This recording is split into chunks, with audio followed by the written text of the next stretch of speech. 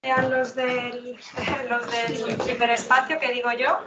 Bueno, primero de todo, daros la bienvenida a todos, presentarme. Soy Lucía de Juan, la nueva vicerrectora de Investigación y Transferencia de la Complutense.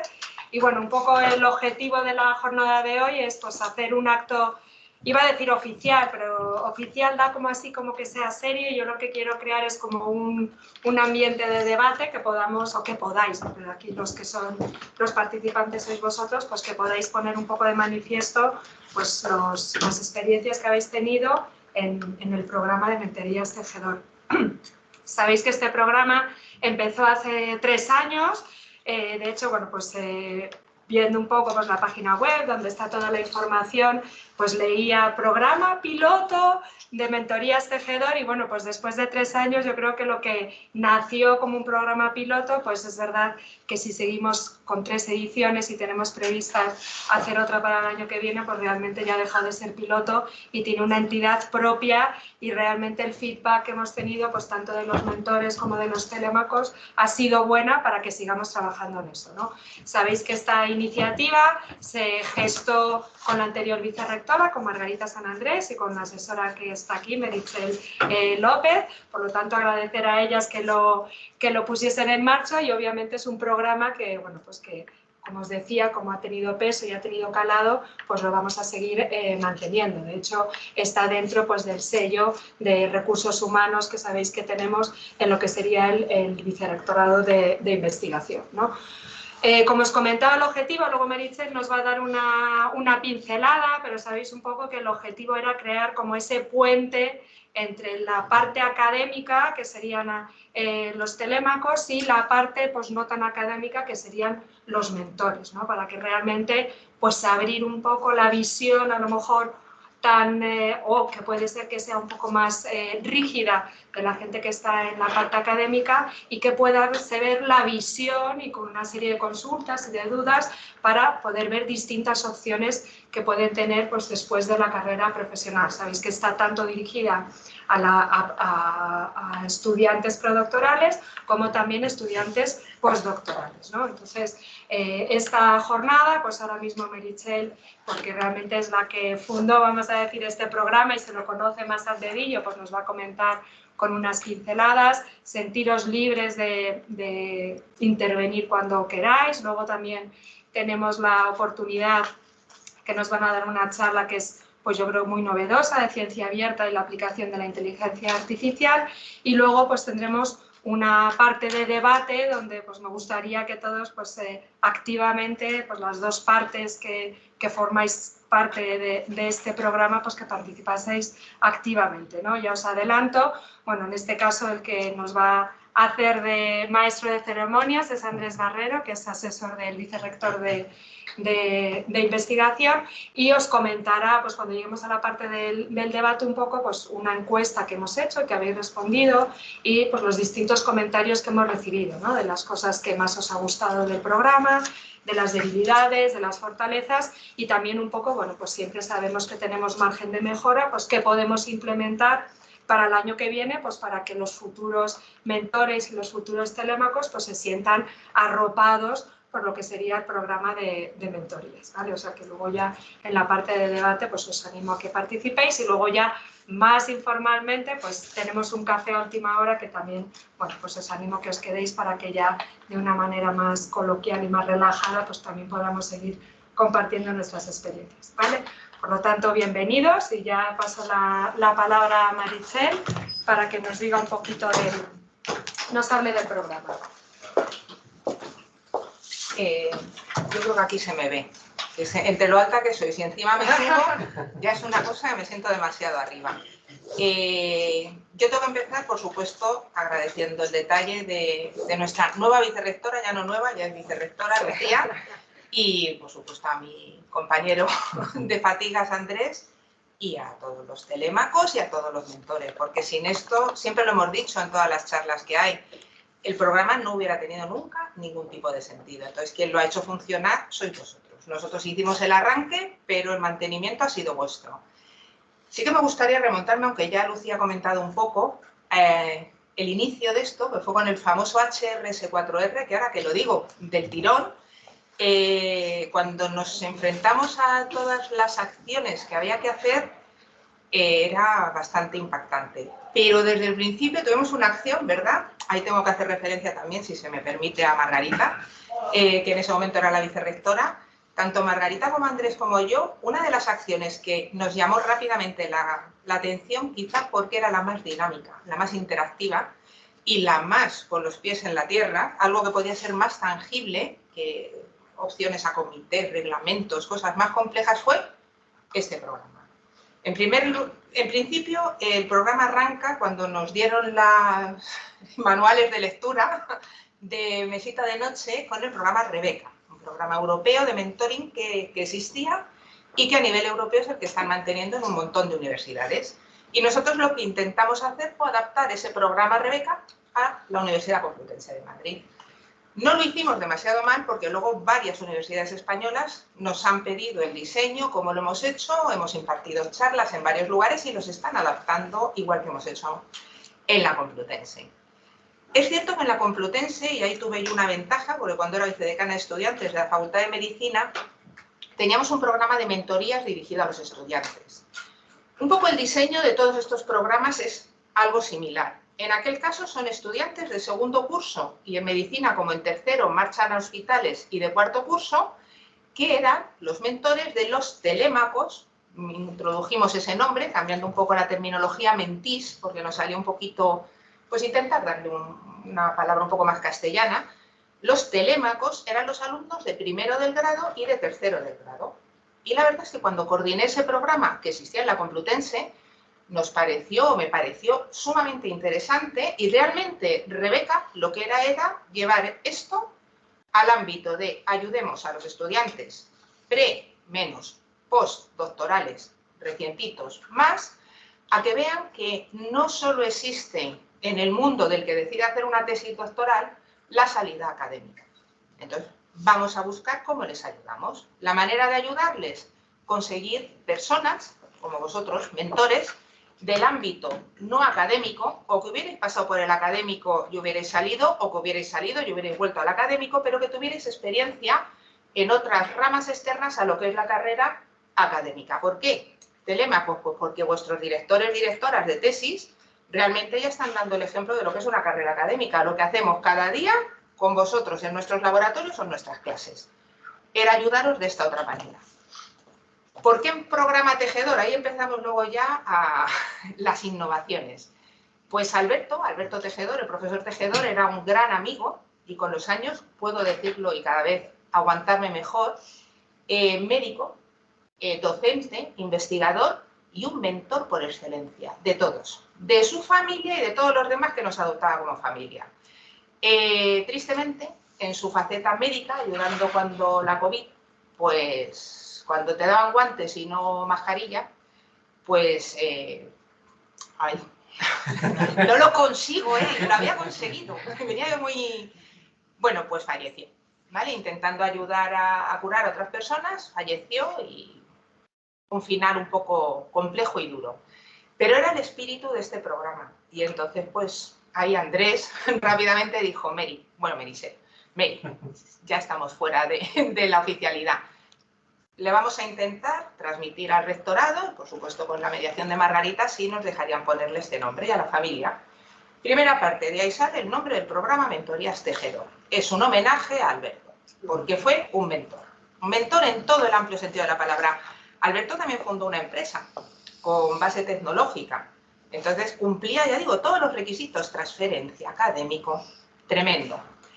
Siguiente punto, que eso fue también un poquito divertido. ¿De dónde sacamos los telémacos y los mentores cuando es algo que no existe? Teníamos que implantarlo tal que ya, era, como decía la vicerrectora, el programa piloto y teníamos que conseguir mentores y telémacos. Telémacos era algo que pensábamos más sencillo, que finalmente consistió en que tanto Margarita como Andrés como yo, como conocidos, que aún siguen siendo amigos, cogieran a personas de sus laboratorios y les dijeran, mira, de manera altruista, te va a venir genial, te vas a meter en el programa de mentorías Tejedor como telémaco. En mi caso, yo llegué al laboratorio y dije, tú y tú, los dos, apuntaos que vais a un programa estupendo. Y bueno, con Eva, que colaboramos en investigación y todo, Cuando quisieron darse cuenta ya estaban inscritos. Luego lo agradecen y siguen manteniendo contactos. Ellos fueron el programa piloto, la primera edición, con sus mentores entonces. Bien, engañados, comillas, los telémacos, que insisto, luego lo han agradecido, nos faltaba conseguir mentores, que son, o sois, personas que trabajáis en este ámbito, fuera de este ámbito o en 27 sitios. Que os pedíamos una colaboración altruista. No ibais a recibir nada más que la gran satisfacción de ser mentores de la Universidad Complutense de Madrid. Os íbamos a dar trabajo que teníais que conseguir quitar un poco de vuestras jornadas laborales. Ahí tiramos de amigos, inicialmente. Esos amigos, insisto, siguen siendo amigos y fueron la experiencia piloto, de ahí el nombre, que es verdad que teníamos que haber cambiado en la web luego ya a programa de mentoría, no piloto, y empezamos a tirar de ellos. Gustó tanto la experiencia, y he de decir que parte de la primera promoción de mentores sigue en el programa, que lo transmitieron amigos, amigos que llamaron amigos, que iba creciendo el programa. Llegamos a tener dudas, ¿verdad, Andrés? De, tenemos muchos mentores, ahora a ver si no conseguimos telémacos. Luego pasábamos a, Dios mío, tenemos tantos telémacos que a los pobres mentores hay que asignarles 2 o más telémacos por mentor. Se fue estableciendo una dinámica que de verdad ha sido de las experiencias. Ha habido muchas experiencias gratificantes en el vicerrectorado, muchas, pero esta de las más. Porque veros que seguís tantos voluntarios después de 3 ediciones. Y estoy segura que en la 4ª y la 5ª es un programa que espero que se mantenga siempre porque está ayudando mucho. Empezar a recibir telémacos que te dicen que gracias porque han tenido una gran ayuda. Cuando se pedía mentores, ¿quién quiere repetir? Como dice el segundo año, ¿eh? El primero fue a la cacicaptura. Incluso luego Margarita en alguna reunión científica con la Comunidad de Madrid nos trae a personas también de la comunidad y decíamos, nos van a odiar en todo el planeta, porque cada uno que se acercaba a nosotros y veíamos, por supuesto, una implicación que pudiera ser adecuada al programa, lo íbamos pescando. Y el programa ha crecido, solo se ha ido manteniendo de una manera fantástica, ha habido que ayudar un poquito a rellenar los cuestionarios, pero hemos llegado a un estatus de complicidad que yo creo que se va a mantener segurísimo muchísimo tiempo. Este año teníamos una anécdota y ya me callo, porque si no, voy a seguir aquí. Lo importante es oír nuestra magnífica conferencia y luego poder debatir. Hemos llegado al punto, ¿os acordáis que montamos esta red entre nosotros? Había un telémaco que tenía una duda de cómo hacer una exposición de arte. Su mentor, que no está, pero no sé si estará por aquí, pero no sabía nada de arte, porque además los emparejamientos, recordad que intentamos que no sean del mismo área. Ahí está la gracia. Para que veas cómo al final hemos tenido emparejados, ¿cómo era? Un abogado con un bioquímico. No, un magistrado, una magistrada con un bioquímico. Está feliz, ha ido hasta los juicios. Y en este caso era una persona de Bellas Artes con una empresa farmacéutica. Bueno, pidió socorro. Margarita tenía un amigo que era de Bellas Artes, pero era un escultor. El amigo dijo que encantado. Bueno, pues ahora el telémaco y el amigo son amigos íntimos y se van juntos de, ¿cómo se dice?, exposiciones, de exhibiciones, quieren hacer unas juntas. Es decir, yo creo que lo que era el concepto de Rebeca, aquí hemos conseguido, gracias, insisto, a vosotros, mentores, un aplauso especial y un agradecimiento especial, pero telémacos también, que haya generado un programa que es que se va a mantener, no puede caer, se va a mantener, seguid en ello y seguro que, vamos, yo seguiré viéndolo, me irán contando cómo sigue creciendo y cada vez más telémacos por mentor, a ver si conseguimos más mentores. Ya no me toca a mí, ya, a ellos, ¿eh? Ya las culpas es a ellos, porque era, oye, ¿te importa coger uno más? Ya tengo 2, ya, pero es poco. ¿Te importa coger otro? Ya tengo 3, bueno, pero otro poquito, entonces... No, se te está poniendo cada vez mentora, ya te lo voy. Yo soy académica. Entonces, pues eso, solo daros las gracias. La situación vivida ha hecho que Margarita y yo pues salgamos un poco de la acción directa del programa, pero estamos aquí a disposición de todo el mundo y, por supuesto, de la vicerrectora, a la que de nuevo agradezco el detalle de decirme hoy que viniera aquí. Así que, mil gracias. Y ya me callo a nuestra conferencia. Muchas gracias.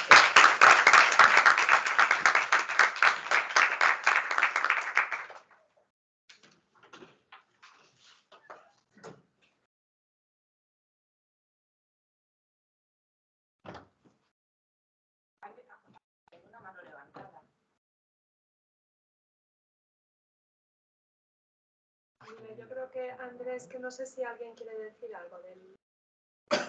Pues sí, puede activar el micrófono y intervenir.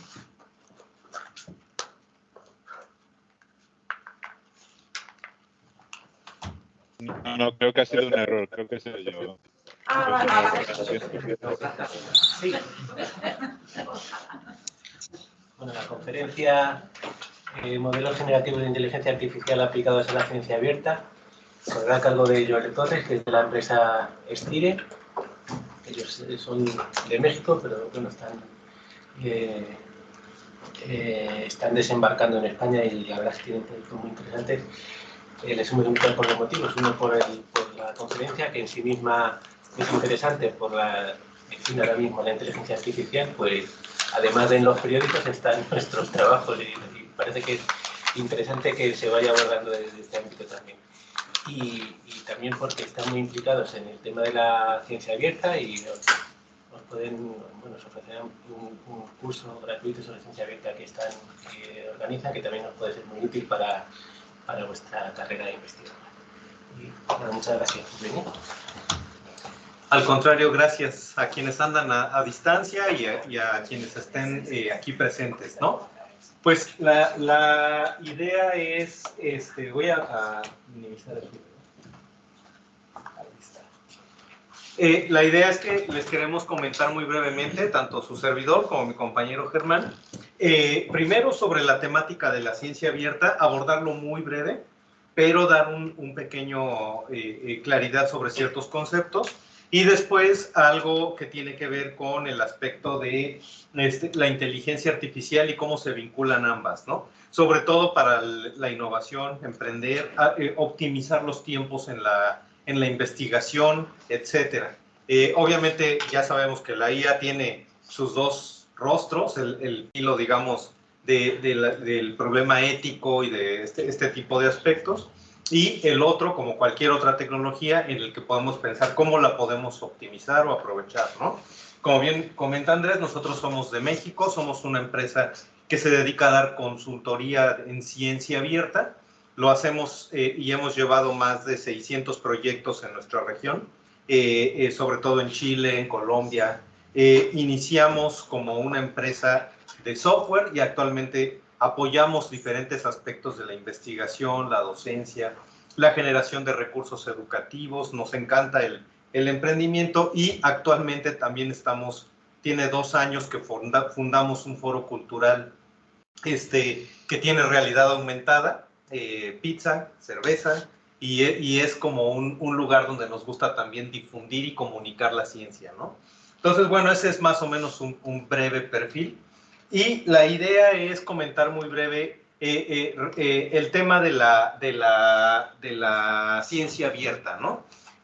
Como sabemos, tenemos los dos grandes, o bueno, entre muchos otros grandes retos, dos a los que tenemos que responder, y es, tenemos poco tiempo para todo y estamos en una situación de conflictos, ¿no? Si no es pandemia, es una guerra, y si no es una guerra, es otra guerra, y si no es que ya todo el orden mundial está cambiando, y si no es que tal cosa, o el tipo de cambio, o la cotización de nuestras monedas, etcétera. Y eso nos hace pensar y tener el reto constante de que tenemos que encontrar nuevos modelos de negocio, el mundo se está dividiendo cada vez más, ¿no? Entre quienes dicen, no, hay que patentar y hay que aprovechar el acceso cerrado y hay que vender licencias, y un modelo que cada vez es más grande que dice, no, hay que abrir, hay que generar nuevos modelos de negocio donde podamos construir empresas, que sigue un gran ejemplo de eso es Linux, entre otros más, o la misma ciencia, ¿no? Recuerden que en este momento el 60% de toda la publicación científica del mundo ya es publicación de acceso abierto. Entonces, realmente estamos en un mundo que está cambiando y están transformándose los modelos de cómo se construye la ciencia, los negocios, la comunicación. ¿Para qué? Para enfrentar los grandes retos, ¿no? Como todos sabemos, salud, clima, energía, alimentación son grandes retos que tenemos que enfrentar, y también tenemos otras cosas que no sabemos si son retos, son herramientas, no sabemos bien qué son, ¿no? Big Data, blockchain, las criptomonedas, el tema de la transformación digital y obviamente la inteligencia artificial. Ante todo este panorama encontramos la ciencia abierta, ¿no? Si quisiéramos definir qué es la ciencia abierta, primero debemos pensar que, o la podemos definir, para no irnos con un tema así muy de manual, ¿no? La podemos definir en primer lugar como una forma de resolver problemas. ¿Por qué pusimos Porque la ciencia abierta propone resolver problemas de manera colaborativa. Como acaban de comentarlo, ¿no? Eso a mí me parece genial y pues ya no podemos enfrentar un problema de alimentación solamente siendo expertos en algo. Se tiene que trabajar entre diferentes áreas de diferentes personas, con diferentes perfiles, dominios del conocimiento y además no solo del conocimiento científico, ¿no? Se tiene que involucrar a otros ámbitos, el conocimiento de pueblos indígenas, el conocimiento ancestral, el conocimiento de muchas otras esferas que no tiene que ser el formal. Además de eso, la ciencia abierta obviamente busca la complejidad y resolver los problemas complejos a través del pensamiento complejo, que es esta mezcla de maneras y de áreas, y eso solo se puede lograr ante la colaboración.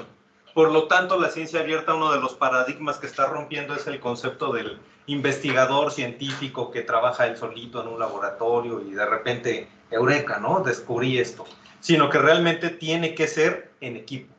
Y eso representa que tenemos que pensar en algunos cambios muy fuertes. El primero es la velocidad.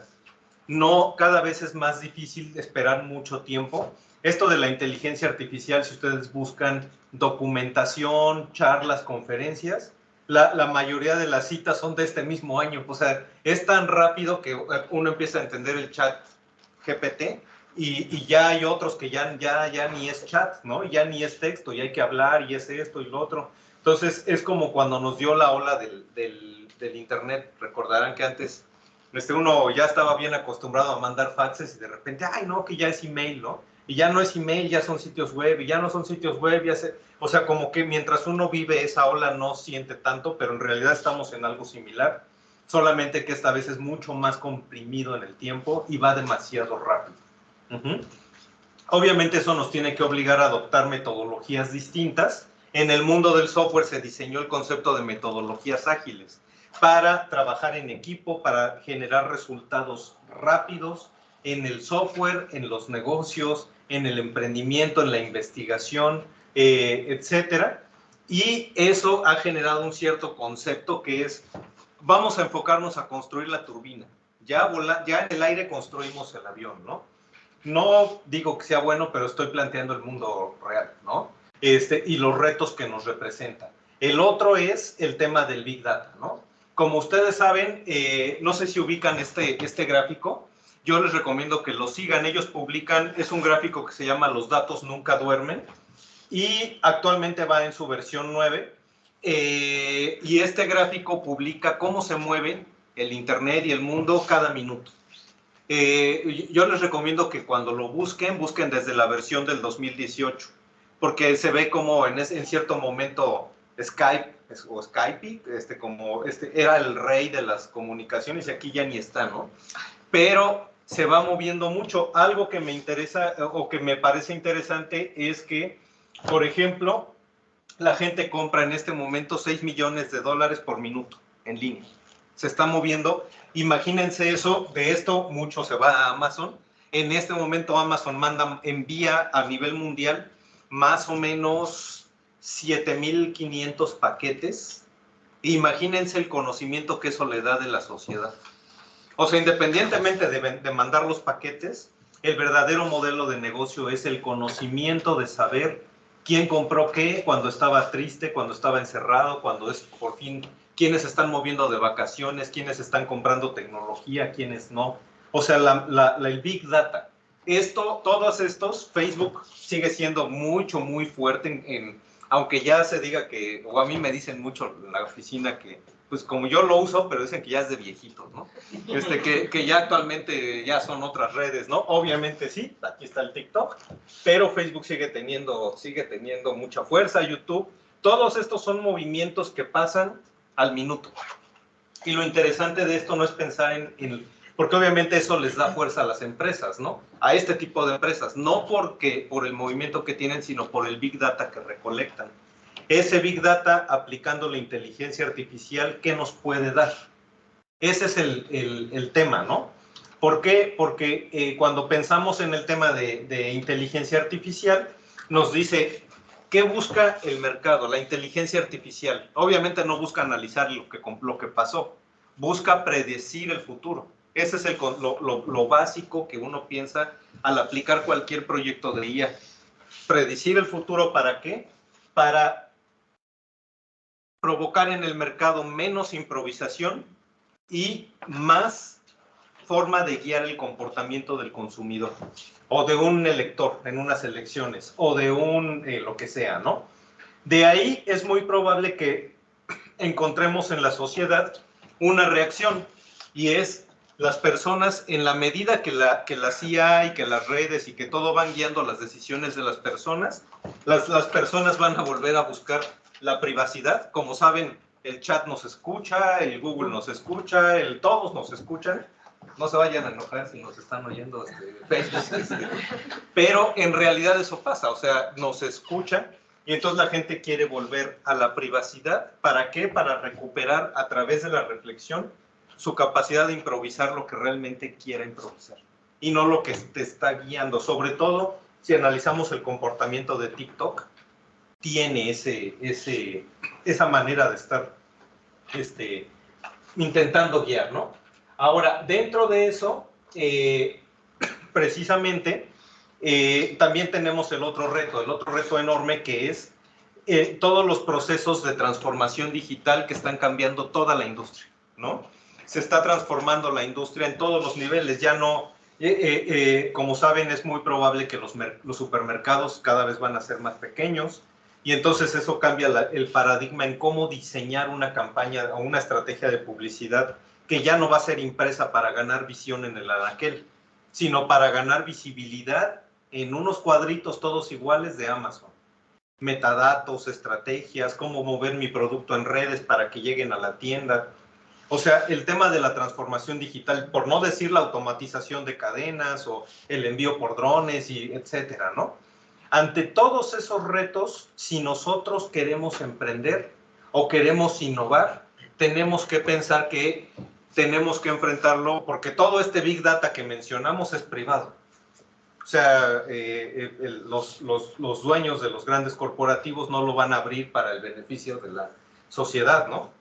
Entonces, nuestra única respuesta es aportar por la inteligencia artificial, perdón, primero por la ciencia abierta.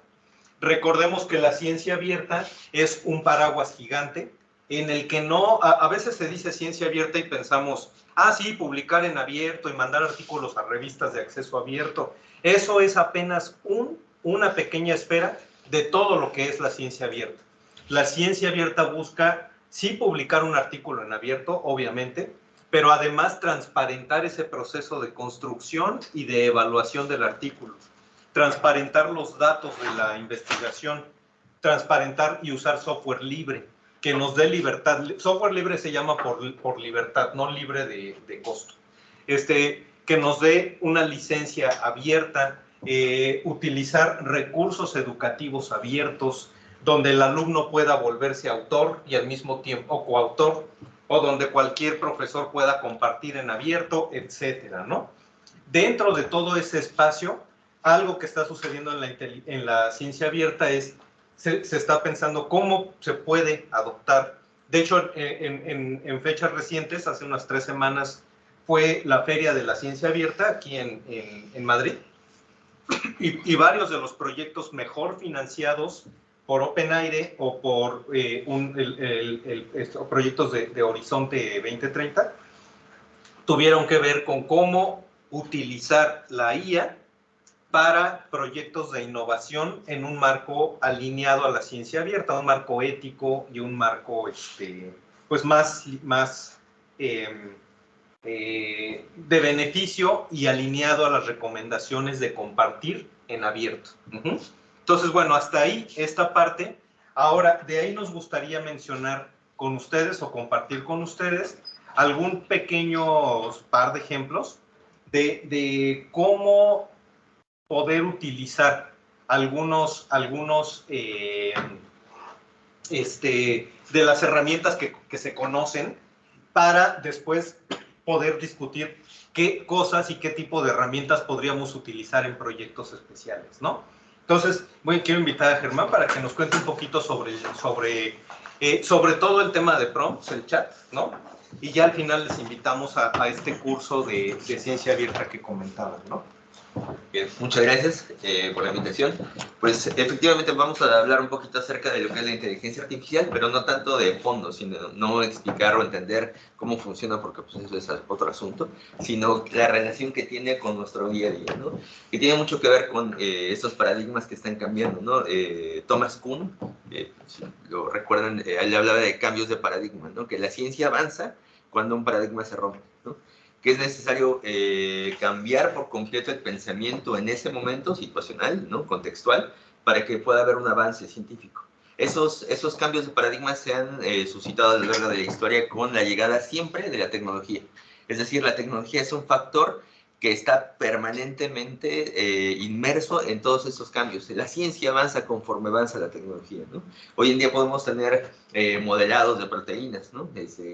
A través de inteligencia artificial. Ahorita vamos a ver un ejemplo, pero eso no podía ser hace 100 años, por ejemplo, ¿no? Entonces, esos cambios tan rápidos de la velocidad que hablaba Joel, pues es precisamente provocado por el incremento de la tecnología que tenemos hoy en día, ¿no? Entonces, primero, ¿quién de aquí usa ChatGPT o lo ha usado alguna vez?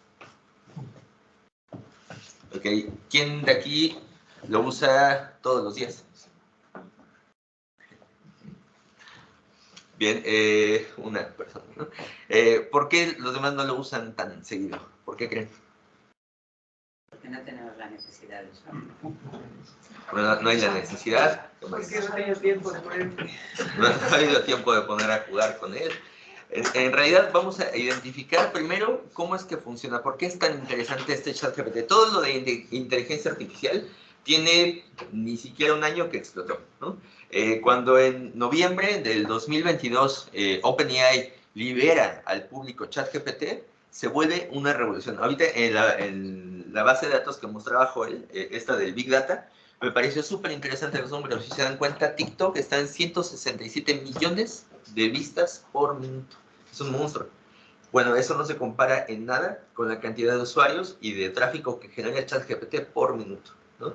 La cantidad de usuarios bueno, la cantidad de tiempo que tardó en llegar a millones de usuarios las grandes aplicaciones ha ido desde meses, ¿no? Empezando por Facebook, tardó creo que 2 meses, ¿no? Llegar, bueno, nació 2 meses en llegar a su millón, ¿no? De ahí Instagram le llevó semanas, ¿no? Bueno, a ChatGPT le llevó horas de lanzamiento, ¿no? Entonces, estamos realmente frente a un cambio de paradigma. Pero bueno, ¿cómo funciona todo esto? Hablamos de que existen muchos modelos de inteligencia artificial. Este particularmente se llama un modelo de lenguaje, un modelo generativo de lenguaje, ¿no?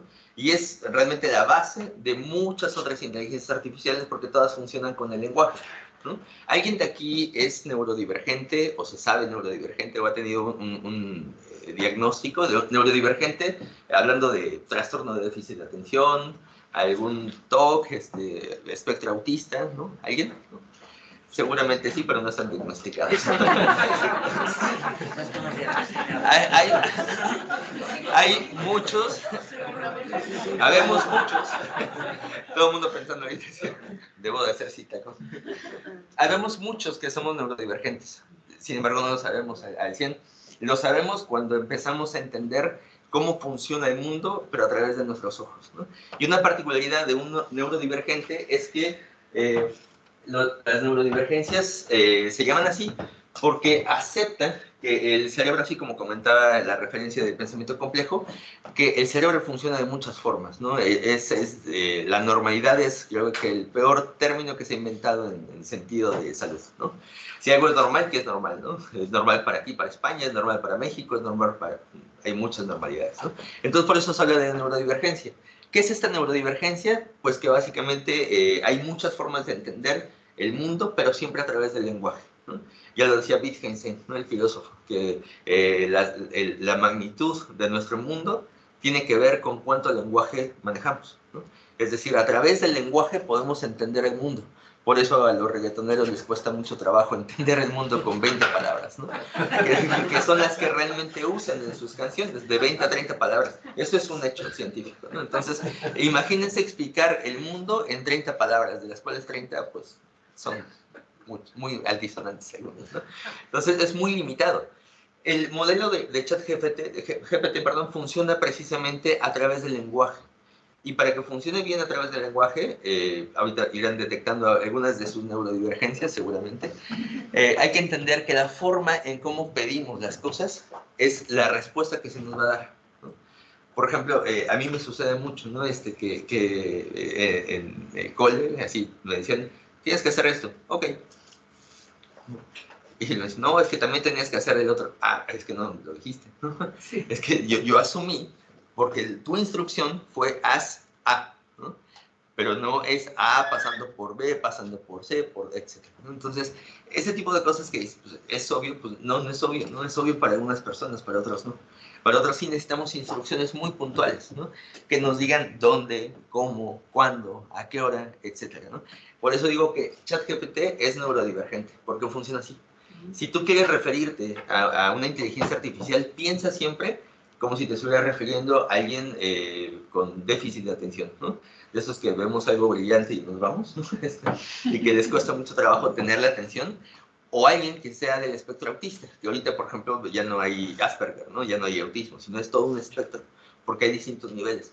Pero todos esos niveles funcionan igual, instrucciones claras y precisas, no hay más, ¿no?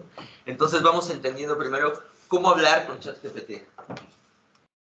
ChatGPT se basa a través de un modelo de instrucciones, eso es todo. Y las instrucciones se llaman prompts, ¿no? La ingeniería de prompts es uno de los términos más actuales que van a escuchar y también es de los más mañosos, ¿no? Porque hay un montón ya de cursos en línea que te dicen, págame, ¿no? Y te enseño ingeniería de prompts. Suena muy elevado, ingeniería de prompts, ¿no? No es otra cosa más que dar una instrucción bien hecha, puntual, ¿no? Entonces vamos a ver cómo entender esto. Si tú le dices a ChatGPT, ¿no? Y esto pasa porque nosotros estamos acostumbrados a navegar en la web 2, que la web 2 es Google, no es el buscador, ¿no? Entonces tú le preguntas una cosa muy general, ¿no? Porque realmente sabes que no estás hablando con una persona, estás hablando con una interfaz, ¿no? Y por eso le preguntas como si fuera una interfaz. Oye, ¿cómo está el clima? Y ya él solito jala todos los datos, de esos datos que hablaba Joel, que se están generando, y dice, ok, tu ubicación estás en Madrid, ¿no? Entonces ya vi que estás en la Complutense. Voy a darte, yo solito me empiezo a jalar y digo, esta es la información. No sé si te sirva, pero es lo que encontré de acuerdo a toda tu huella digital. Pero cuando nosotros usamos el ChatGPT, necesitamos ser muy precisos para poder tener resultados precisos, ¿no? A veces la gente dice, no, pues es que yo no le encuentro sentido usar ChatGPT, ¿no? Porque pues realmente es un robot que a veces se le va el avión. Y sí es cierto, ¿no? Como muchas personas neurodivergentes, de repente estás hablando de una cosa y de repente, ¡pum!, te fuiste, ¿no? Y terminas hablando de los tacos, ¿no? Que comiste en la mañana o algo así. Entonces todo eso hay que saber modelarlo.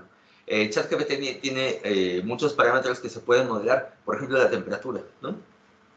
Si tú escribes algo y le pones al final el punto temperatura, cercano al 1 es lo más, digamos, como lo más creativo, ¿no? Generalmente está calibrado entre .6 y .7 para que te dé resultados creativos, pero todavía, digamos, se gobierne, ¿no? No invente tanto. Si tú le pones 1, te empieza a dar resultados que incluso son falsos, ¿no? Así, completamente ilógicos, ¿no? Como, no sé, la Segunda Guerra Mundial sucedió ayer y se dio aquí en la Complutense, ¿no? Todo comenzó con una visita de, no, cualquier cosa, ¿no? Entonces, si tú quieres algo muy serio, le bajas la temperatura a 0.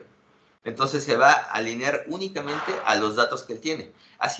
Es una inteligencia que ha sido entrenada con billones de teras, ¿no? Para poder jalar todos esos recursos. Entonces vamos a comenzar por entender cómo hacer una buena instrucción. Lo primero es asignarle un rol, ¿no?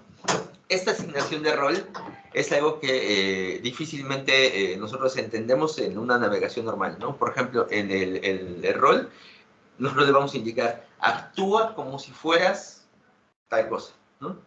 No sé, por ejemplo, alguien que me quiera compartir su profesión, ¿no? Los mentores. Trabajo social. ¿Trabajo social? ¿Por allá? Yo soy escultor. Escultor, perfecto. Trabajo social y escultor, ¿no? ¿Cómo puedo sacarle provecho a ChatGPT diciéndole que actúe como yo? Actúa como un trabajador social, ¿no? Radicado en España, con tanto tiempo de experiencia. O sea, le vas a dar todo el contexto. Porque esos datos ya los tiene. Lo que le hace falta es entender cómo piensas para poder llegar al resultado que tú quieres. Actúa como un escultor, ¿no? ¿Como un escultor de qué? ¿No? Bueno, como un escultor orientado hacia, no sé, el bronce, bajo estas técnicas, estas influencias artísticas, y vas reduciendo, vas haciendo que se vaya filtrando toda esa información, ¿no? Vas metiendo en un embudo.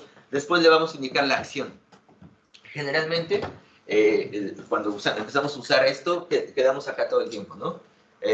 Descríbeme qué pasó ayer, ¿no? Cuéntame esto, platícame de aquello. Le estás dando solo la acción, te falta el rol. Entonces, la acción te la va a dar de inmediato, pero el rol no lo sabe. Entonces, vamos a completar el rol más la acción, ¿ok? Eres no sé, un trabajador social de Madrid y quiero que me des un análisis acerca de las problemáticas más actuales en torno a, no sé, vivienda, ¿no? Ok, y después viene, aquí está lo interesante. ¿Qué son los modificadores? El contexto. El contexto que nosotros necesitamos para entender algo, ¿no? Nadie de nosotros nos pudieran preguntar cualquier cosa y dar una respuesta en automático que esté certera, ¿no? Porque necesitamos mucho contexto, ¿no? Entonces, ¿qué es este contexto? Los modificadores. Aquí nosotros, entre más modificadores usemos, mucho más potente será nuestra instrucción. ¿Cuáles son esos modificadores? Por ejemplo, puede ser modificador de tiempo, ¿no? Así habla en el pasado, habla en el presente, habla en el futuro, predice, ¿no? Analiza la historia. Un modificador de longitud, ¿no? Yo no quiero que me des 20 cuartillas, dame un post para Facebook de 100 palabras, ¿no? En automático. Entonces va a reducir todo a ese modificador, ¿no? En tono, por ejemplo, ¿no? Yo en México escribo guiones para un programa de divulgación científica para niños que pasa en televisión abierta, trabajo con el gobierno. Entonces, uso ChatGPT, por supuesto que sí, ¿no? No lo uso para copiar y pegarlo, sino lo uso para sacar información, ir puliendo mis ideas y con eso ir generando, ¿no? Obviamente, ahí hay detectores que evitan que yo mande copy-paste, ¿no? Y pueda yo mandar eso en automático, pero lo uso muchísimo. Entonces, yo siempre, mi instrucción es decirle, explícame esto como si se lo explicaras a un niño de 10 años, ¿no? Como si se lo contaras a un adolescente de 16 años. Utiliza un lenguaje formal, utiliza un lenguaje coloquial, pero que sea amable, pero que siga siendo profesional, ¿no? Yo le tengo que dar todo ese contexto. Utiliza un lenguaje, voy a redactar una carta, ¿no? Para vicerrectoría, no le puedo poner un lenguaje coloquial, no, utiliza un lenguaje profesional que cumpla con los estándares, no sé, y ahí viene toda esa parte, ¿no? Esos modificadores son, en verdad, lo más importante para poder obtener una respuesta buena. Y finalmente, datos. ¿Quieres hacer más potente todavía tu prompt? Dale algún dato para que lo use de referencia. E incluso que lo ponga, ¿no? Por ejemplo, seguimos con el rol de la trabajadora social, ¿no? Eres una trabajadora social de Madrid y necesito que me describas cuáles son las principales problemáticas en cuestión de vivienda. No sé, redáctame un resumen breve de 300 palabras en el que me incluyas datos precisos de los censos oficiales de población en los últimos 5 años. Y aquí le debo decir, por favor, indícame, y ya yo puedo tener, por ejemplo, un dato certero que yo conozco de alguna base de datos confiable o de un buscador que yo necesito, que sepa que es bueno, y le voy a poner, incluye, por favor, el porcentaje de, no sé, de viviendas que tienen calefacción, le doy algún dato para que lo utilice de referencia. Y ya con ese enter me va a dar una respuesta, a lo mejor no tan grande, pero muy concisa, muy buena, que es lo que yo finalmente busco. Les traigo un ejemplo. Algo sencillo. Hace rato hablábamos de qué es el pensamiento complejo, ¿no? Yo le pregunto así de fácil, oye, ¿qué es el pensamiento complejo? Y me dice, ok, el pensamiento complejo es un enfoque interdisciplinario que se utiliza, bla, bla, bla, bla, bla, por el psicólogo francés Edgar Morin, bla, bla, bla, y esos son sus puntos principales, ¿no? Ok, pero si yo estoy investigando, soy un joven investigador como ustedes, yo busco cómo relacionar este pensamiento complejo con, en verdad, mi situación, entonces cambio el prompt. Vean cómo se vuelve más grande, ¿no? ¿Alguien me ayuda a leerlo, por favor? ¿Se alcanza a leer? No. Eres un experto en filosofía de la educación estás redactando un artículo de divulgación científica para jóvenes investigadores cuya edad oscila entre los 23 y 30 años, que se encuentran en un curso propedéutico con el objetivo de conocer más cerca de las implicaciones del pensamiento complejo dentro del ciclo de la investigación y producción científica. Describe en 200 palabras cuáles son las ventajas del uso de la teoría del pensamiento científico de Edgar Morin y vincúlalo con el proceso de investigación a través de un ejemplo puntual. Además, menciona la bibliografía recomendada para continuar investigando más al respecto del tema. Okay. ¿Qué les parece el pronto? Es Muy más completo, completo, ¿no? Y si se dan cuenta, vamos a ir identificando así, de forma muy rápida, ¿no? Aquí eres un experto en filosofía de la educación, ¿qué es? Error, ¿no? Yo le estoy diciendo, no actúes como nadie más, no actúes como no sé, como un presidente de la república, ¿no? Actúa como exactamente como alguien que sepa de qué está hablando, ¿no? Filosofía de la educación. Después le digo, estás redactando un artículo de investigación, estoy dando el contexto. Después le voy a dar modificadores. Para jóvenes investigadores, cuya edad oscila, ya me está acotando como la edad, ¿no? Que se encuentran en un curso propedéutico, no sé si aquí se llama propedéutico. Como de ingreso, previo al ingreso, ¿cómo es? Vale, Preparatorio. Preparatorio. Con el objetivo de conocer más, aquí ya estoy diciendo qué es lo que quiero, y después le voy a decir, describe en 200 palabras cuáles son las ventajas, vincúlalo con el proceso y además mencióname la bibliografía. O sea, ya es más complejo. Esto me va a servir mucho más, y vean, la extensión no es tan grande, ¿no?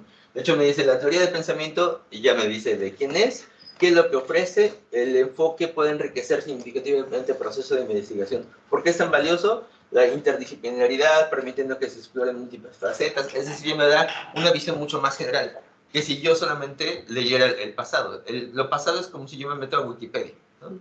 ¿Qué es el pensamiento complejo? Y me da esa... Pero de esto a que yo lo relacione con realmente algo significativo en mi día a día, pues no tiene ninguna trascendencia, a menos que yo le indique a través del prompt, ¿no? ¿Hasta aquí tienen alguna duda, algún comentario?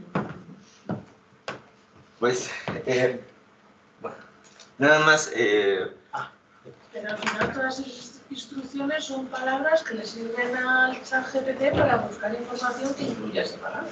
Exactamente, de hecho, él entiende a través de redes semánticas, ¿no? Redes neuronales semánticas. Lo que va haciendo es tomar toda su base de datos y entiende perfectamente qué es lo que quiere, ¿no? Por eso es muy importante acotar, ¿no? Va a actuar como un doctor en filosofía, ¿no? Entonces, de la educación, ¿no? Entonces busca rápido, así como, ok, ¿qué dicen los doctores en filosofía? ¿Cuántos papers tengo de esto, ¿no? ¿Cómo se vincula con eso que me está diciendo? Ok, ¿cómo usar el lenguaje? Entonces va haciendo todo ese embudo, ¿no? ¿Se puede acotar en qué fuentes, de qué fuentes se lee? De hecho, hay otra aplicación, que es la que escribimos.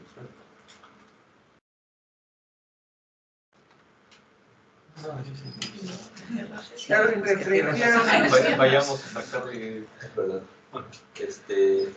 Navegador. ¿Tienes Edge ahí o...?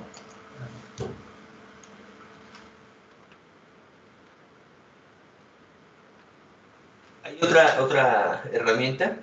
Mucho se le critica a ChatGPT porque no está conectado ni actualizado. Realmente su base de datos, la versión libre, llega hasta el 2021, ¿no? Ahorita existe ChatGPT 4 que hay que pagar, hay otros trucos para no pagar, pero ese sí está conectado a internet. Pero esta inteligencia a mí me parece muy, muy buena. Perplexity, preguntas cualquier cosa, no sé, y además, por ejemplo, la técnica de Feynman, ¿no? Y además te dice de dónde lo sacó, ¿no? Obviamente, ahorita estoy metiendo un prompt sugerido de ahí, ¿no? O sea, yo puedo completarlo nuevamente como con ChatGPT, haciendo todo este embudo, ¿no? Sin embargo, aquí la técnica de Feynman, y me dice, ok, saqué de todas estas fuentes, aquí está este video de YouTube, y después me va indicando, ¿no?, la respuesta, y al final me dice de dónde va sacado, ¿no? Aquí lo señala. Eso está interesante porque le pueden decir, oye, pero solamente explórame Gernet. Claro, no, pues Y- dando a PubMed. PubMed, Exacto. O incluso se le puede llegar a decir, yo tengo toda mi biblioteca de documentos, fui descargando cosas a Mendeley o a X recursos, jalar todos los PDFs que ya bajé y subirlos. y luego decirle solamente en esta biblioteca que es la que estoy haciendo para mi proyecto, y hacerle preguntas puntuales. Por ejemplo, de este artículo dime una mirada crítica. ¿Qué le falta al autor? Yo estoy asustado, ¿eh? Ya te digo. Sí. Ya no vamos a investigar más. La universidad ha comprado licencias de varios programas de inteligencia artificial y tiene un grupo de trabajo, están trabajando en ello. Se divulgará tarde o temprano, pero están en ello. Y hay algunos que incluso tú metes tus 3 PDFs y dices, hazme una memoria con estos PDF y se lo hacen. Hay muchas, no es solo ChatGPT, hay muchísima oferta.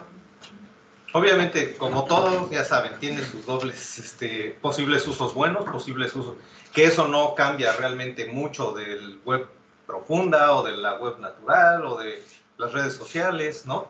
Pero bueno, todos estos temas son parte del curso que Andrés comentaba al inicio. Nosotros les invitamos, es un curso completo que tenemos sobre el tema de ciencia abierta. Es un curso totalmente libre, totalmente abierto, ustedes pueden tomarlo. Obviamente lleva una temática en la que se va abordando desde lo básico, así de qué es la ciencia abierta, y el módulo final tiene que ver con todo este tipo de temáticas de ciencia, de inteligencia artificial.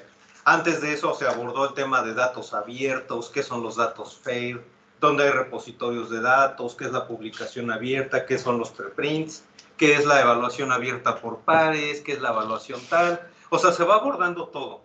Algo importante es que en esta parte, cuando ustedes entran a todos los contenidos del curso, nosotros los fuimos recopilando en conjunto con organismos que son punteros en temas de ciencia abierta. Entre ellos OpenAIRE, Cielo, Open Citations, que es una red de citas abiertas, ASAPBio y DataCite, que no es porque no aparece el logo, pero es DataCite, y ORCID, los identificadores persistentes, ¿no?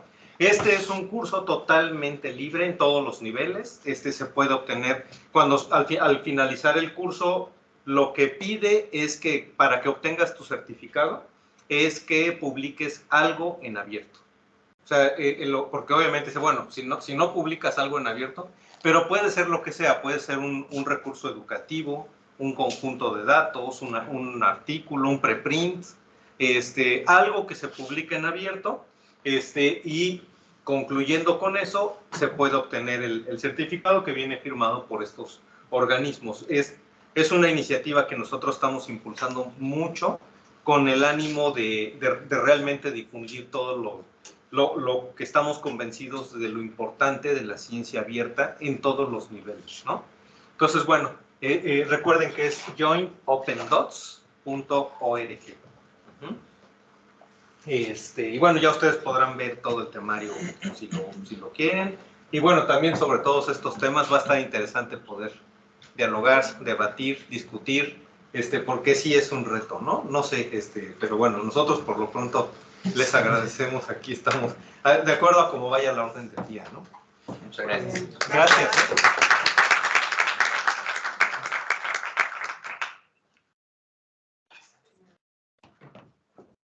¿Tenéis alguna duda o algún comentario de la charla que nos han dado? Aprovechad que están aquí los expertos para mañana más de uno o esta tarde ya. Bueno, yo soy muy aficionada a cualquier herramienta nueva. Y es verdad que esto a mí me llegó como en enero, ¿no? Y las primeras veces que lo utilicé, mis preguntas eran muy tímidas, o sea, muy simples, ¿no? Incluso llegué a avanzar y, por ejemplo, le pregunté, ¿serías capaz de hacerme el diseño en 10 puntos de una clase de 1 hora sobre un tema? Mi experiencia era que, bueno, sabía algo, yo seguía sabiendo más de lo que sabía echar, pero me ayudaba a rellenar una hoja en blanco. Y las 2 últimas cosas que he hecho son impresionantes y os las voy a comentar. He presentado mi candidatura a un grupo de expertos de una organización internacional y tenía que escribir una carta de motivación. Claro, después de rellenar 2000 documentos, la carta de motivación no me apetecía en absoluto. Entonces, ¿qué cogí? La calls de ese grupo y mi currículum. Y le dije, podría, y además así, o sea, volcado. O sea, una pregunta que ocupaba, pues, una página. ¿Podrías escribirme una carta de motivación para optar a un grupo de tal, siendo mi currículum tal? Y cuando contestó, dije a la pantalla, ¿pero tú de qué me conoces? Vale, entonces, es verdad que hubo cosas que tuve que cambiar y lo último que he hecho es identificar una cosa tan simple. ¿En qué puedo ser yo experta? Teniendo una formación X y una experiencia Y. Pues se lo he metido. Y dice cosas de mí que ni yo misma sería capaz de identificar. Y son mías. Y cuando las leo digo, pues es verdad, es verdad. Entonces, no he llegado a copiar y pegar, pero sí a ser capaz de venderme o de escribir una carta de motivación, que en el fondo son todas iguales. Las instituciones van a tener que dejar de pedir cartas de motivación, porque ¿qué te motiva? Pues que es un reto, que no sé qué, y que puedes aportar en tal. Ya está, tiene una estructura muy similar. Pero la ayuda que para mí ha supuesto identificar con mi formación, está en mi currículum, con mi experiencia que está en mi currículum, no me he inventado nada. ¿Qué puedes traer de ahí? Pues a que yo leo el título de un curso, pero él lo que ha hecho, bueno, él o ella o quien esté ahí detrás, lo que ha hecho ha sido identificar valores, identificar disciplinas, identificar actitudes o incluso soft skill que yo hubiera tenido que pensar durante una semana en 30 segundos. Entonces, bueno, esto me motiva mucho más, claro. O sea, ¿por qué no lo utilizo más? Porque casi son ejercicios, es decir, yo, mi trabajo diario, pues sigo tirando de mi reto intelectual personal, ¿vale? Pero claro, llega un momento en que dices, llevo 5 horas currando y ahora tengo que hacer una carta de motivación. Vale, ya está. Se la voy a preguntar. Ni que nada. Sí. Y como soy así, pues yo se lo pregunté en español. Y claro, como vi que era tan buena, y dije, oye, ¿serías capaz de hacérmela en inglés? Y dijo, great. Ya estabas tardando porque el título de la cual era en inglés. Un inglés perfecto, perfecto. Vamos. Entonces estoy estoy muy motivada en seguir utilizando, pero un poco preocupada del uso cuando no tienes criterio. O sea, cuando sí tienes criterio y dices, quiero una clase sobre odontología infantil. Tienes que saber de odontología infantil, porque de lo contrario, y además saber que de lo que te está diciendo, el 10% lo olvidas, lo olvidas. Y el otro te ayuda a desarrollar una idea. Incluso puedes preguntarle, de estos 5 puntos, desarrollame el 7º. Pues, vale. Pero yo me pregunto, ¿y cuando no tienes criterio? ¿Te tragas todo lo que Chat dice? Que además, para que esto funcione bien, efectivamente, tiene que haber ciencia en abierto, porque es donde están las fuentes de información fidedignas. Si la ciencia se ha encerrado, pues Chat se mueve en una ciencia que no es la buena. Sí.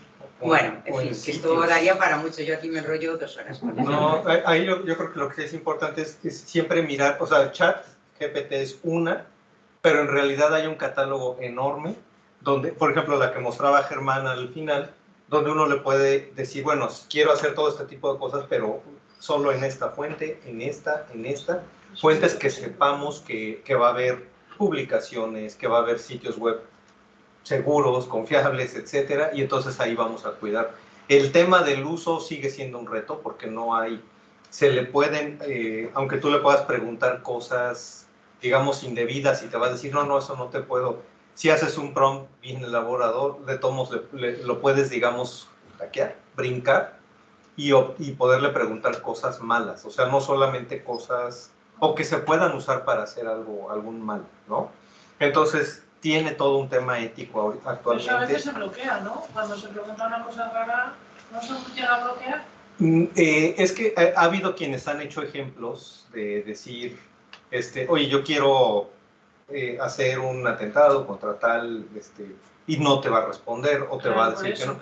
Pero han demostrado que le dicen, oye, ayúdame a diseñar un videojuego en el que la trama consiste en que los jugadores pueden, y entonces te va dando todas las...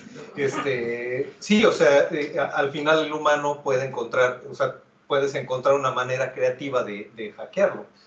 Entonces, sí, el tema de la regulación, el tema de dónde viven los datos, el tema ético sigue siendo huecos que están ahí, ¿no?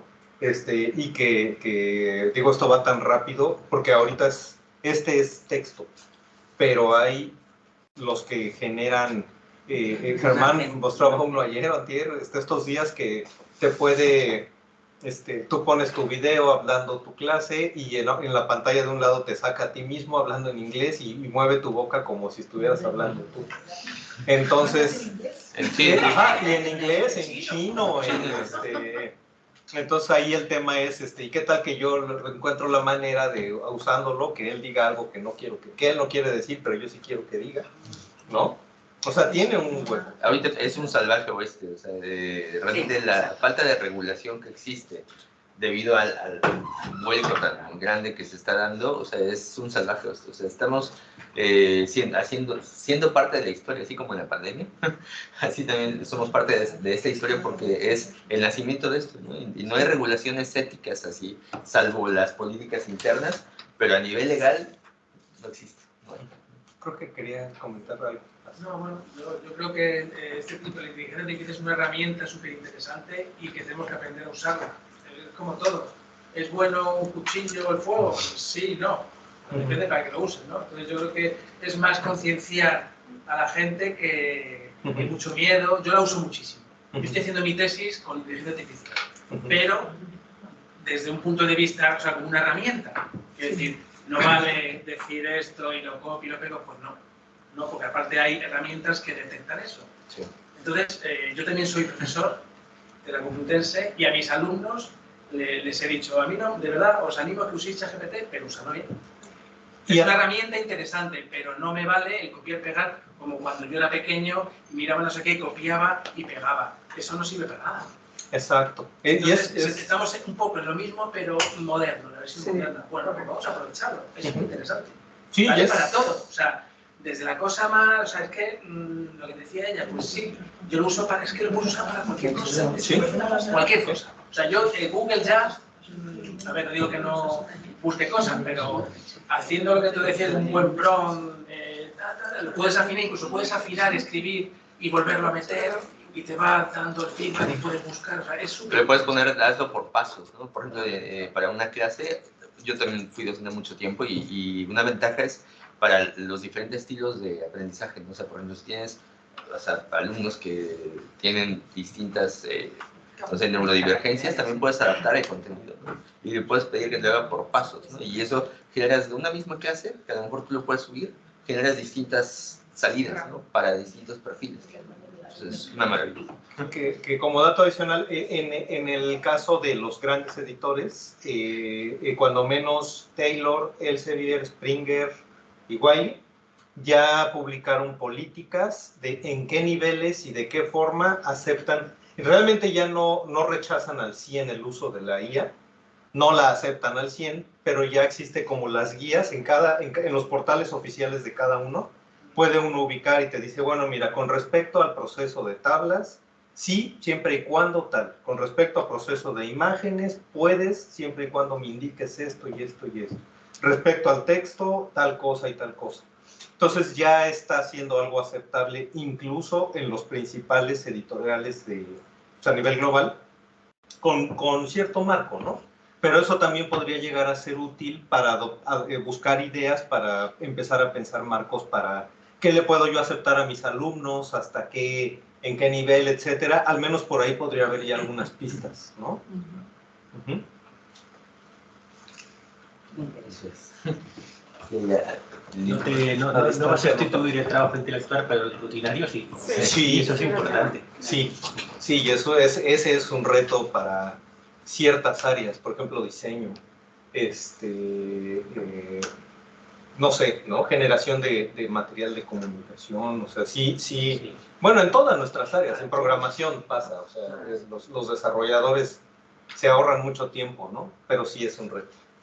¿Cuál es el impacto de un cambio de paradigma? Sí, Es que provocó, cualquier nueva tecnología lo ha provocado. La máquina de vapor, me pregunto yo que los que estaban afectados pues estarían igual de temerosos, ¿no? Sí. Yo ya no estoy en mi cadena. Pero esto va más rápido.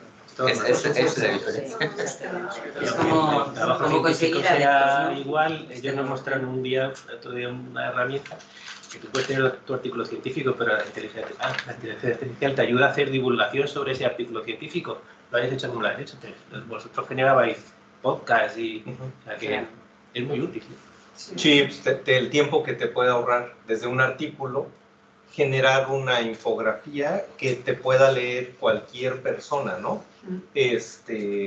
O un podcast, pero bien leído, que se entienda, ¿no? O una imagen, o algo, ¿no? Un video animado explicando de qué va el artículo para jóvenes. O sea, sí es algo que bien usado puede ahorrar mucho tiempo, muchísimo, y mucho dinero, ¿no? Según se dice, los que son dobladores son los que tienen el mayor déficit ahora a nivel laboral. Sí, bueno, de ahí mucho de la huelga en Estados Unidos, ¿no? De decir, oye, tanto los actores, que les estaba pasando literalmente lo del el capítulo de Black Mirror, que no se lo vieron, pero con Salma Hayek, ¿no? Que estaban usando su imagen para que hiciera lo que ellos quisieran.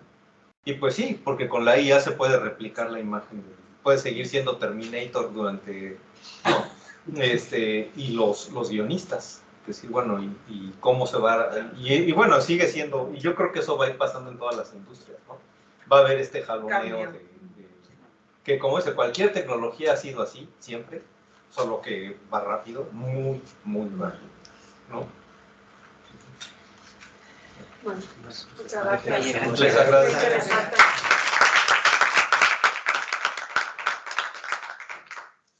Introducir una pincelada para dar pie al debate. La última vez que vi a Merisel me enteré que era daltónico y hoy me entero que soy neurodivergente, que cuanto menos hable mejor. Bueno, quería animaros a que rellenéis los formularios, sobre todo los telémacos, porque, bueno, para nosotros son herramientas útiles, también son imprescindibles para emitir la certificación final, pero bueno, de 80 participantes, 33 mentores y 47 telémacos, tenemos solo 12 formularios de telémacos a estas alturas. Lo mantendremos abierto hasta finales de mes, pero bueno, os animo a que lo rellenéis, porque como este debate es muy enriquecedor, pero también el testimonio escrito de vuestras impresiones de eso, pues nos es muy bien. La última vez que nos vimos, si os acordáis, hicimos la encuesta de habilidades transversales. Y aunque sea para dar pie al debate de qué podemos hacer para mejorar el año que viene, pues quería comentaros que las 4 que salieron mejor, bueno, que tuvieron más respuestas, si os acordáis la encuesta era seleccionar de un total de 20, creo que eran habilidades, las 5 que consideraban más importantes, pues las 4 que han obtenido más respuestas han sido, por este orden, gestión del tiempo, creatividad, habilidades comunicativas y flexibilidad y adaptación al cambio. Así que bueno, pues ya tenemos el programa del año que viene. No, lo que pasa es que esto hablamos, estamos en contacto con, bueno, a raíz de la evaluación del sello europeo, nos hemos puesto en contacto con la unidad de formación. Ellos ofrecen muchos cursos, entonces, bueno, algunas cosas no las ofreceremos dentro del programa, sino que se hará extensivo a toda la comunidad universitaria, porque si os sirve de orientación, el de gestión del tiempo, por ejemplo, sobre 5 le dabais una importancia del 4,44, la media. Y la nota, porque la otra parte de la encuesta era la autoevaluación, lo que vosotros percibíais de vuestra capacidad, vuestro desarrollo en esa habilidad. Y es de 3,56. O sea, que sí que efectivamente se ve importante y se ve que hay cierto margen de mejora. En las otras es parecido. El 4,44 y el 4,88 son las que más puntuaciones sacan. Y también en las encuestas, aunque a la vez tan pocas, no es muy significativo, pero una de las cosas que se preguntan es el nivel de satisfacción sobre 5 y la media está en 4,23. O sea que por ese lado muy contento.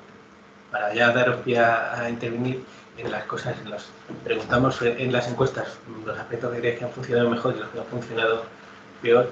Ya os digo que hay pocas respuestas y, bueno, pues tampoco son porque pues unos opináis que tendría que haber más reuniones, otros que tenía que haber menos, unos que la programación de cursos era demasiado densa, otros que era demasiado escasa. En fin, no hay mucho consenso, no hay ningún dato que llame la atención de decir esto hay que mejorarlo o hay que cambiarlo. Sí, el tema del tiempo, así que muchos insistís en que es difícil organizar las reuniones. Realmente nosotros ofertamos, el programa es de 6, pero siempre hemos dicho que no tienen por qué ser 6.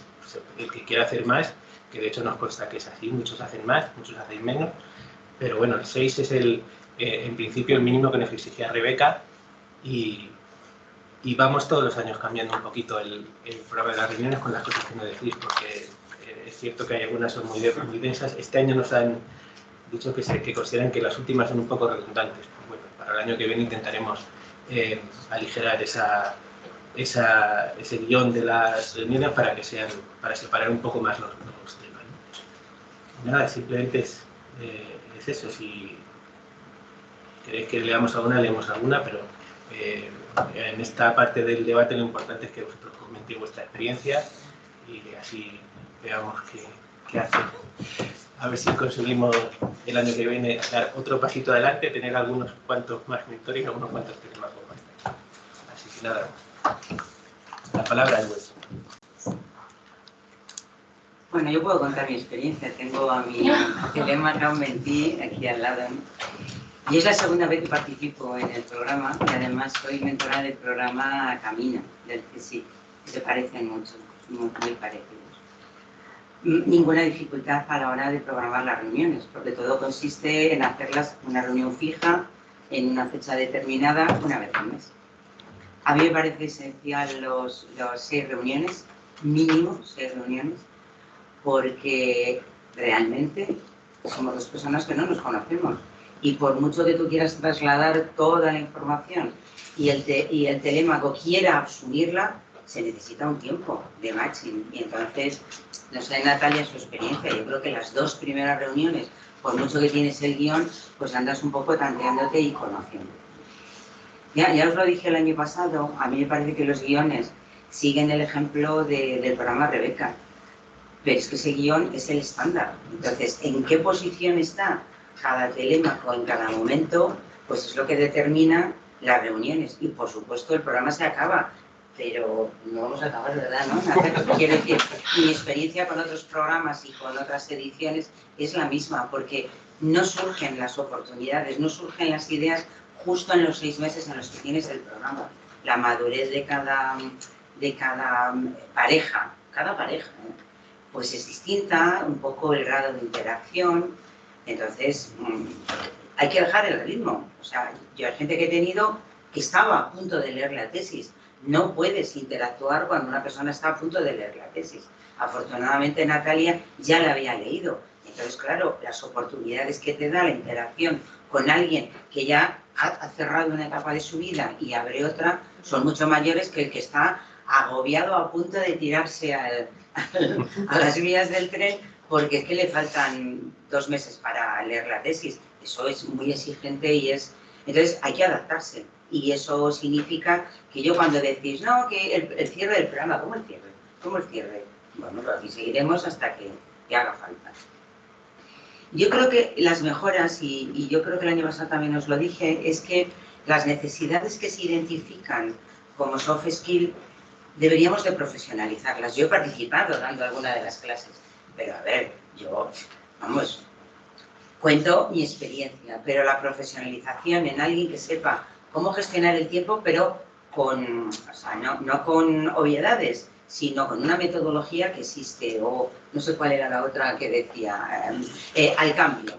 Pues lo mismo, eso casi es un coach, y realmente un mentor no es un coach, ni es un tutor. O sea, un mentor es alguien que traslada su experiencia para que no tropiecen en la misma piedra, ¿no? Y trata de ayudar en lo que pueda.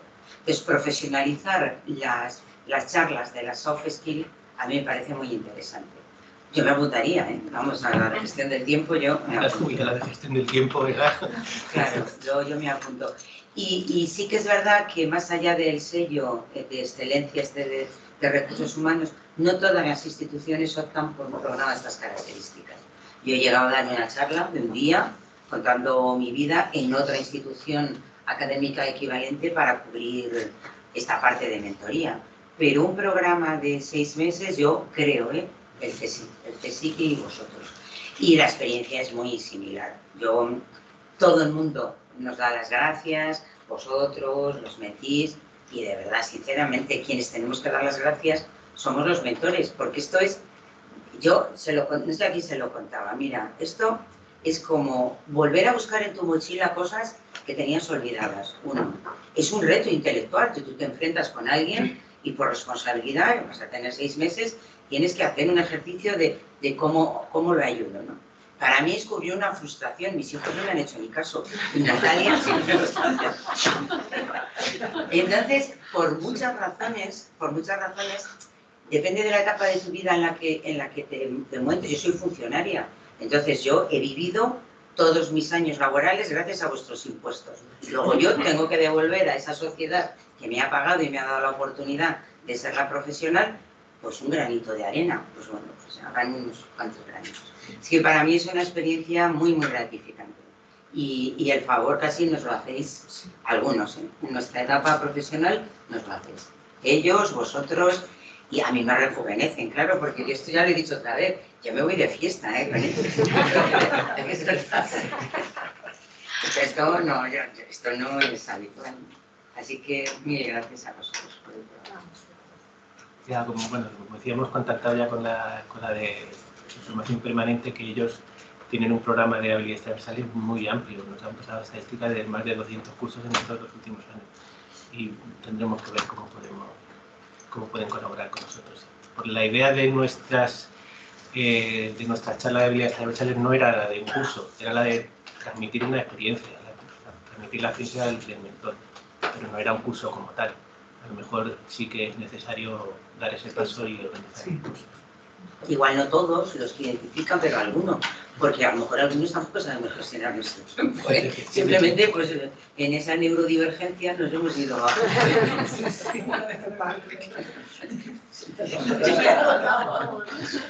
¿Quién lo ha utilizado? ¿Cómo te llamabas? Germán.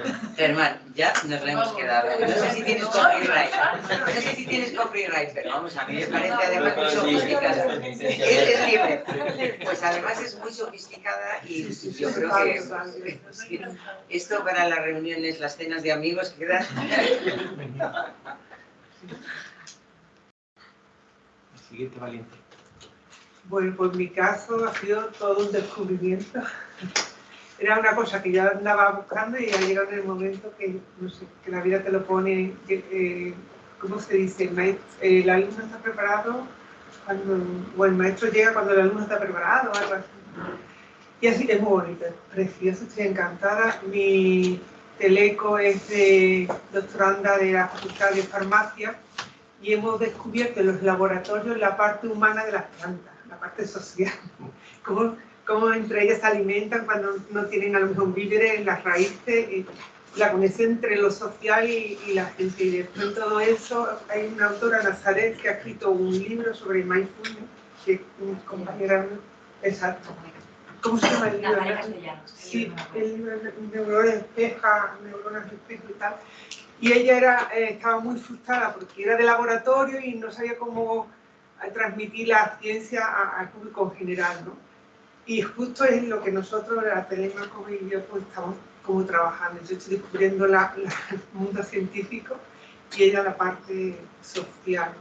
Creo que es muy hermoso, vamos, esa interconexión que yo siempre lo he visto, pero sí que es verdad que la ciencia se ha dedicado como a separar los dos mundos, ¿no? Creo que hay una interconexión humana.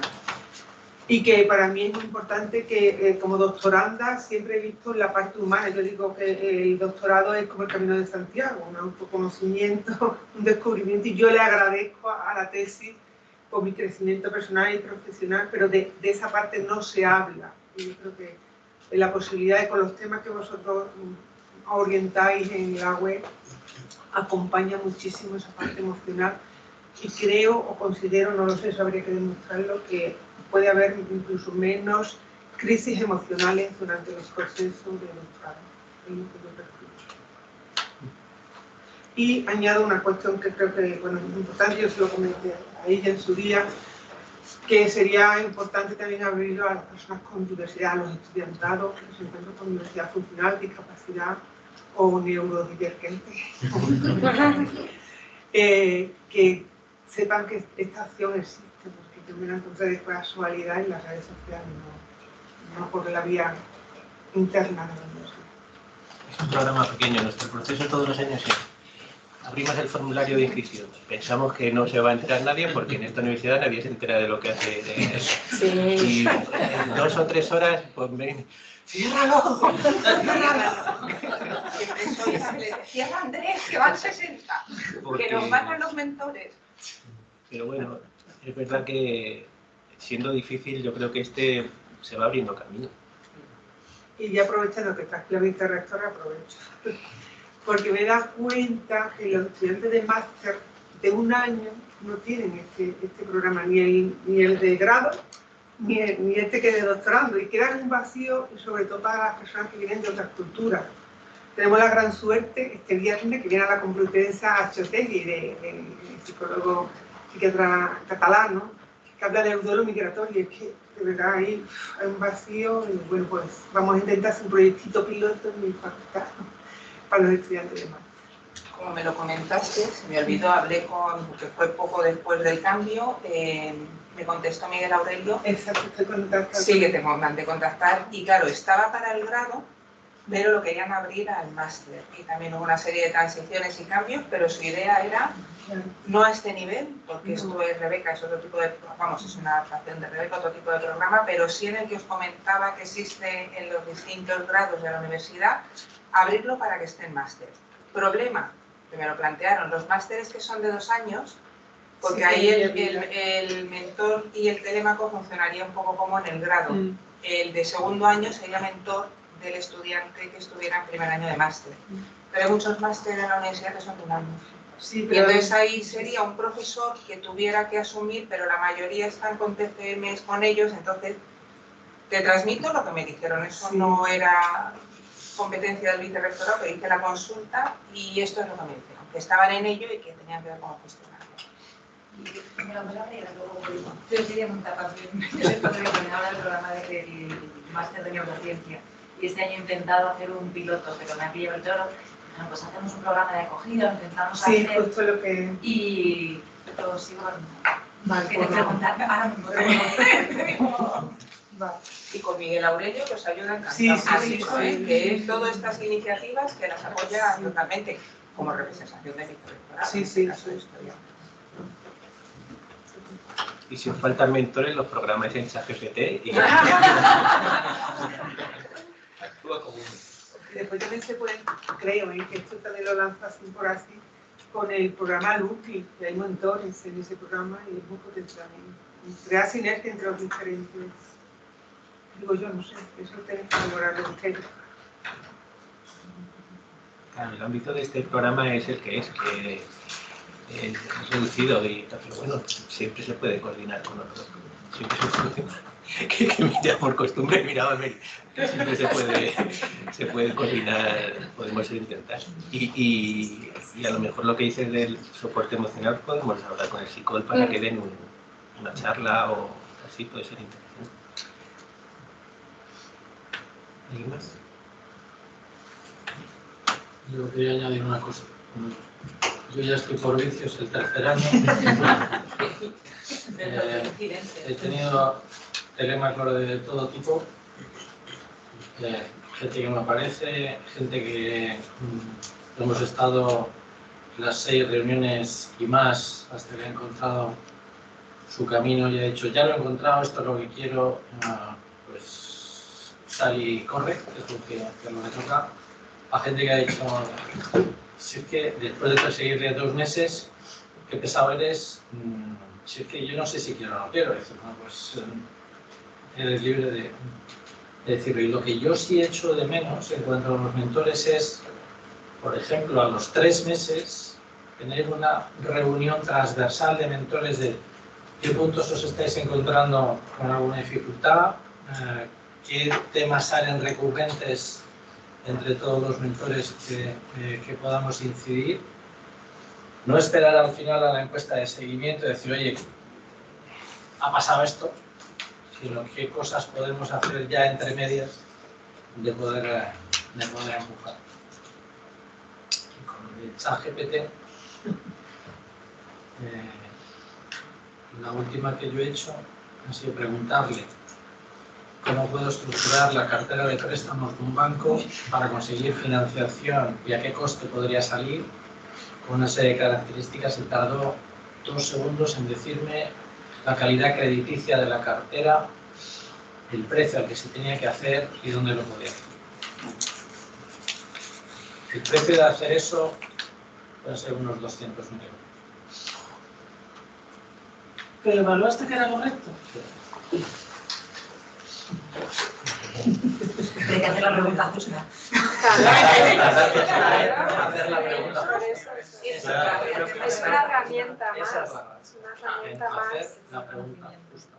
Pero una cosa, es que yo a ver, reconozco que soy más, a lo mejor más mayor y por eso el acercamiento a estas herramientas nosotros lo estamos percibiendo desde nuestra posición, pero no lo estamos percibiendo desde la persona que tiene 15, 16 años. Es que no le vas a ver. Entonces, no, pero a lo que voy, yo sí veo que cada año los alumnos nos vienen en peores condiciones, en peores. No hay nada como tener que dirigir un TFG o un TCM para darse cuenta que los problemas vienen por la redacción, no por el fondo. Si a un chaval de 14 años, de 15, le estás ofreciendo todo esto, que por supuesto me ha parecido brillante la exposición y enhorabuena, y el manejo de todo, desde el escenario hasta el fondo, pero yo me quedo muy preocupado. Porque un chaval de 14, 15 años con la rapidez con la que va esto, que no va a haber que, porque quizás a lo mejor lo que tenemos que hacer es poner una facultad de prompters, y nos dejamos de facultad de Derecho, de Filosofía y tal, y a correr, porque es que esto va a ser, le digo al teléfono o a lo que sea, o al chip o lo que sea, tal, ¿y para qué queremos, no sé, una tesis de 5 años? No sé. Entonces, claro, es que nosotros lo estamos percibiendo desde nuestra posición en la que ya hemos pasado todas esas etapas y las hemos quemado. Pero yo estoy asustado, de verdad. Chavales de 14, 15 años, con los chavales que mañana tenemos en clase, ¿cómo les vas a decir que se impliquen en buscar, en estudiar, en tal, si tienen la inmediatez en 2 segundos de un trabajo de 200.000 euros? O sea, realmente, ¿quién pone aquí los límites? Los beneficios de esta inmediatez, realmente, en el resultado final, ¿merecerá la pena? Hay que cambiar la forma. Sí, sí, todo lo que quieras, pero... Es que se El reto está en enseñarles esta herramienta. Ojo, la preocupación es tremenda, tremenda. Porque claro, vivimos en un mundo que se basa en la inmediatez. Y cada vez más, entonces nos estamos perdiendo, creo yo que nos estamos perdiendo, y todo esto tiene un coste. O sea, yo lo veo muy bonito y todo esto, a ver, el decir lo que le estoy diciendo, evidentemente es un problema, porque este tío es tonto. No, es así, o sea, es así, pero creo que hay que decirlo. Yo no voy a negar el avance de la ciencia, evidentemente, pero a lo mejor hay que medirlo. Es preocupante, muy preocupante, extremadamente preocupante. Yo ya no me pongo en el tema de si éticamente o no, si es que eso ya ni lo valoro, que por supuesto puede tener resultados nefastos. Me pongo simplemente en el día a día. ¿Cómo le explicas a un chaval que se ponga a estudiar en mi disciplina, que es el derecho?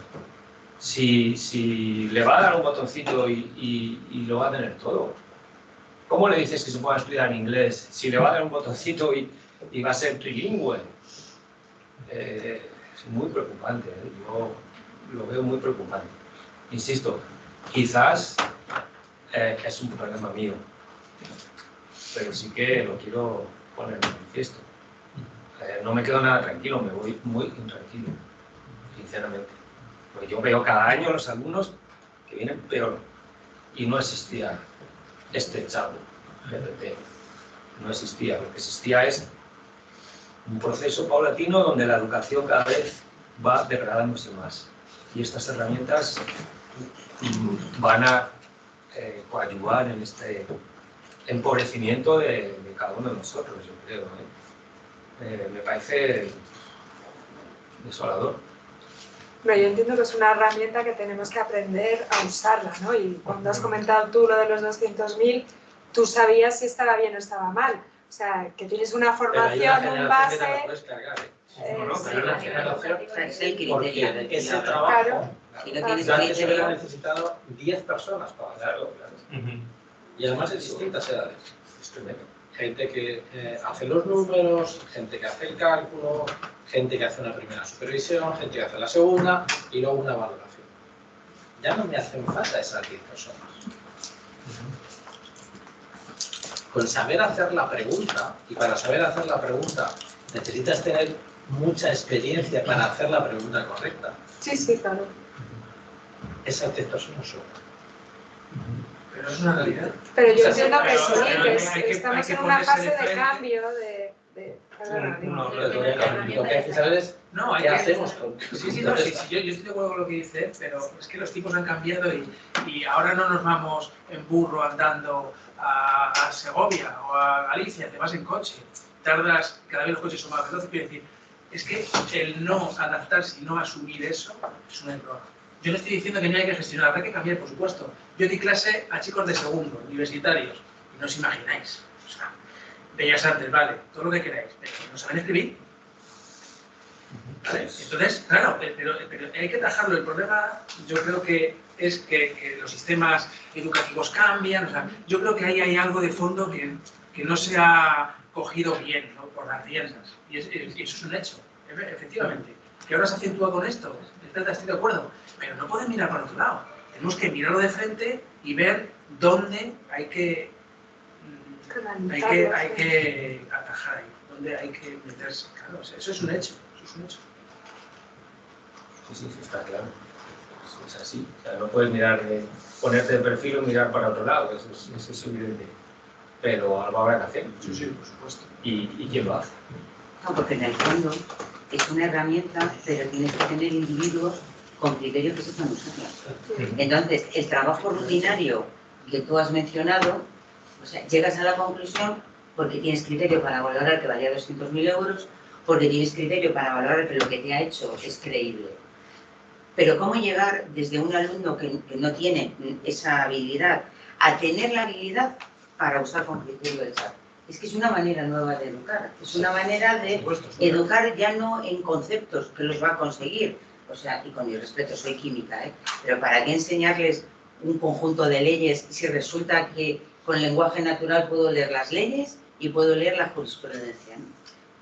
Pero un abogado es mucho más que eso. Un abogado es alguien que tiene algo que Chap no lo va a tener nunca, que es la capacidad de conectar experiencia, jurisprudencia. Es cómo educar a personas para que usando una herramienta de estas características que aparentemente te lo da todo, lo que te da es un trabajo rutinario, sean personas de criterio y sean capaces de hacer esas conexiones que una máquina no va a hacer. O sea, esa creatividad, esa manera de tener esa intuición, no lo va a tener Chat nunca. Le va a decir cosas que le ayudan. Entonces, esa manera de cómo cogemos a un niño de 2 años y le llevamos hasta la edad de 25, educándole para el uso de estas herramientas y en las que vendrán, o sea, que vendrán muchas más. Ese es el reto. El reto es ese. Porque lo demás, pues es que como tú dices, ¿para qué aprender las marchas de un coche si de aquí a 2 años van a ser automáticos? Pues las autoescuelas hemos acabado. Yo ya no sé manejar un coche, yo ya no sé aparcar si no es con una cámara trasera. Luego toda la educación que yo he recibido en un momento dado no me está sirviendo para nada. Necesitaría otro tipo de educación. Y esto, yo como no soy profesora lo cuento y me quedo tan ancha, pero ese es el reto. El reto es cómo preparar una generación, no podemos permitir perderla, o sea, una generación que tiene que tener criterio para esto que llega. criterio para esto, para ver el TikTok y todos los adelgazantes que hay ahí. Tiene que tener criterio, porque si no, pues se lo va a tragar todo. Y entonces le va a parecer que si tiene 5.000 likes es que está rodeado de amigos, que es lo que pasa, y eso te gusta más solo que lo mío. Ese es el reto. Porque nosotros, es decir, todos los que estamos aquí ahora, venimos de una educación cuasi analógica. Y hemos aprendido lo que significa tener un amigo cercano en casa y tal. No creo que aquí haya mucha gente de la generación de hoy es que tengo 7 likes y si hoy nadie me da un like me deprimo. No creo. Pero podemos llegar a esa situación. Las comunicaciones están cambiando y hay que educar de una manera alternativa. De una manera alternativa. Y eso a mí me parece lo más común. Me parece lo más común. Pero, de hecho, ahorita la UNESCO misma está cambiando sus recomendaciones. Hay algo que le acaba de nombrar, precisamente basado en el pensamiento complejo sobre los futuros de la educación. Y habla así en plural, ¿no? Porque ya decía, ya no es uno, o sea, ya no es un futuro, hay un montón de realidades, ¿no? Porque pues, ahorita también podemos cocinarnos y estas herramientas llegarán, ¿no? A tercer mundo, a lugares donde no tienen acceso ni siquiera a servicios básicos, ¿no? Entonces, realmente se están generando muchas realidades diferentes coexistiendo en ese momento, ¿no? Y el reto es justo eso, ¿no? O sea, como profesor, yo también he sido profesor muchos años, y es enfrentarte a esto, ¿no? O sea, pues llevamos 2000 y tantos años educando de la misma forma, ¿no? O sea, repitiendo esos patrones. Entonces, yo creo que esos cambios de paradigma es de lo que hablábamos hace rato, es como, en verdad, tal vez no volvamos a ver la educación de aquí a 50 años como en 2000 años atrás, ¿no? O sea, estudios de caso, flipped classroom, ¿no? O sea, de decir, ok, pregunta de ChatGPT que te dé un caso de esto y lo analizamos, ¿no? Y realmente sacarle el provecho a la experiencia del humano, del profesor, ¿no? O sea, que es lo que más tiene que compartir, ¿no? Porque pues los conocimientos ahí están, ¿no? Y ya estaban ahí desde Google, ¿no? Ahorita, pero el extraerles riqueza al valor. Sí. Y algo que has mencionado, que es la capacidad de decidir en libertad. O sea, todas estas herramientas, lo has mencionado, lo que haces es dirigirte. Tú miras Amazon y durante una semana estás recibiendo vuelos a Zurich porque es lo que has consultado, ¿no? O abres TikTok, te detienes 3 segundos en un vídeo y ya todos los vídeos que te llegan. Entonces, estamos siendo manipulados. El concepto de que estas herramientas tienen que ser una herramienta y no un dominador de la libertad, o sea, es que lo has dicho muy bien, o sea, al final tenemos que decidir en libertad, porque incluso nuestro futuro, nuestras votaciones, nuestra tendencia política está dominada por estas herramientas. Luego, ser capaz de generar ciudadanos con criterio, con pensamiento crítico y que tengan la capacidad de decidir en libertad, para mí, vamos, es el mayor reto, ¿no? Porque si no, pues todo lo que me dice TikTok me dice por aquí, pues por ahí. Y eso significa muchas cosas, ¿eh? Yo me planteo incluso por qué algunas de las respuestas del chat tienen un sesgo. Y les tienen porque consultan unas bases de datos determinadas, blancas, caucásicas, no sé, determinadas. Pero el mundo, el planeta, es mucho más diverso. Y eso no aparece. ¿Por qué? Porque no está en las bases de datos donde esta herramienta, consulta. Porque además no es una palabra. Que fijaros que es una frase lógica. O sea, que ya no es rol, no sé qué, no es. El rol como si fueras... O sea, es que es una frase lógica. Y ese rol le diseña blanco, caucásico, de no sé qué edad, en un estatus clase media. Ese sesgo es... Vamos, podéis hacer la prueba. ¿Por qué? Porque ahí es donde está la abundancia de las bases de datos. Por eso la ciencia en abierto. Porque también africanos y por debajo de la pobreza pues tienen derecho a que la información se les considere. Tiene muchos sesgos, tiene muchísimos sesgos. Incluso cuando hay asuntos éticos, yo me planteo, pero ¿y la ética del programador será la misma que la mía?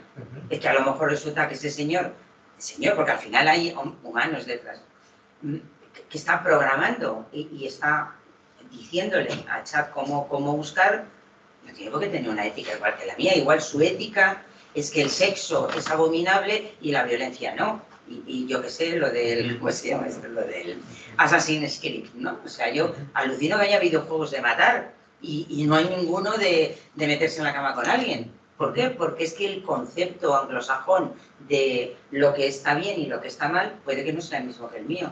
Y eso no lo estamos trabajando. No lo estamos trabajando. Fijaros que tenéis retos, ¿eh?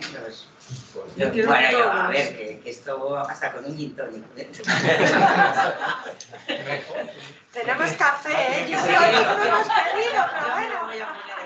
Podemos hacer una... OpenAI, bueno, yo qué sé, OpenAI y luego... Porque al final esto se alimenta a base de algoritmos, ¿no? Sí, fue financiado originalmente. Claro, pero que esos algoritmos que no... Elon Musk. Google, Microsoft, es una guerra entre Google y Entonces Microsoft. la libertad de este sistema no está. No. Por eso es importante buscar todo el catálogo, porque sí hay totalmente privado, restrictivo, cerrado, y hay que buscar y usar, empezar a usar las herramientas, buscando, tirando hacia lo abierto. Porque hasta ahorita, especialmente el GPT es privado. Lo cual es un... O sea, no habrá un interés detrás. Igual que el TikTok y eso, o sea, es privado. De hecho, ChatGPT cuando le preguntas, si preguntas las tarifas, dices, ¿hay una tarifa mensual? Dice, no, hay una tarifa por pregunta. Claro. Y la pregunta es 1/10 de céntimo.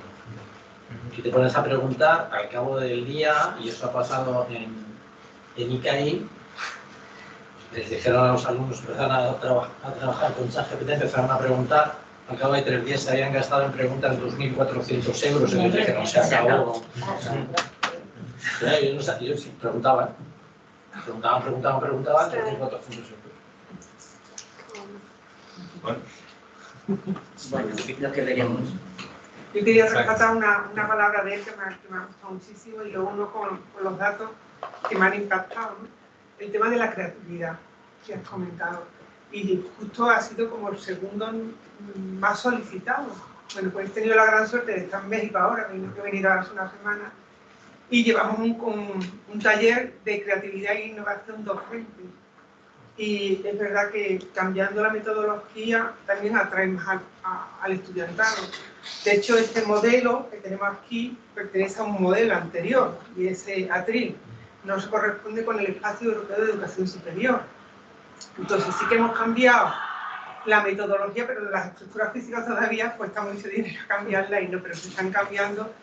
Y el estudiantado, que tú utilizas una creatividad, como viene en el libro de Eckhart Morin, los 7 hábitos, los 7 saberes necesarios para la educación del futuro, la experiencia desde mi punto de vista se involucra y se consigue un resultado.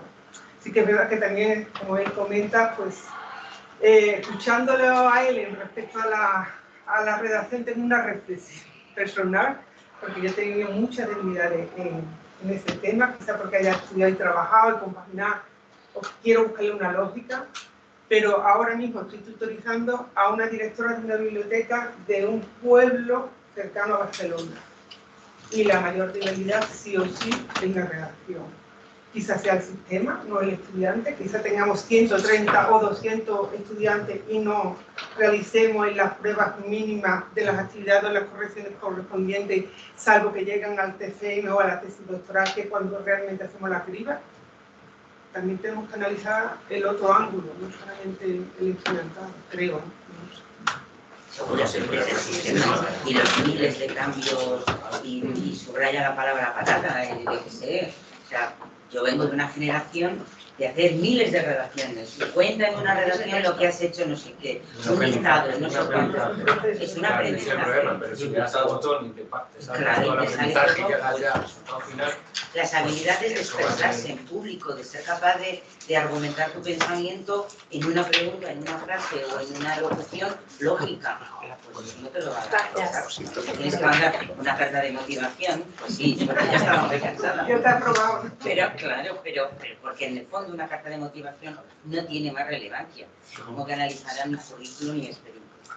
Pero estoy de acuerdo, o sea, tú necesitas que el usuario que dé esa tecla tenga el criterio y la libertad para elegir. Y eso no es fácil. Eso no es fácil. Si os acordáis, en la anterior reunión la creatividad fue lo que más debate suscitó. Hoy ha sido pero la creatividad como habilidad no la sustituye la inteligencia artificial. No, La creatividad como profesión, o sea, hay cosas que... Hazme un cartel para anunciar... Oye, yo he visto un vídeo en el grupo un vídeo promocional de la Universidad Complutense para fomentar la matrícula entre estudiantes latinoamericanos, que tardó menos de 30 segundos en hacer el vídeo. La chica que salía no existía, lo generó él. Y era espectacular. Y eso te cuesta una pasta, contratar a una agencia para que te haga un vídeo, y solo hizo en 30 segundos. O sea, que esa parte sí que se puede ver afectada, pero la creatividad como habilidad para enfrentarte a todo un problema, yo creo que no.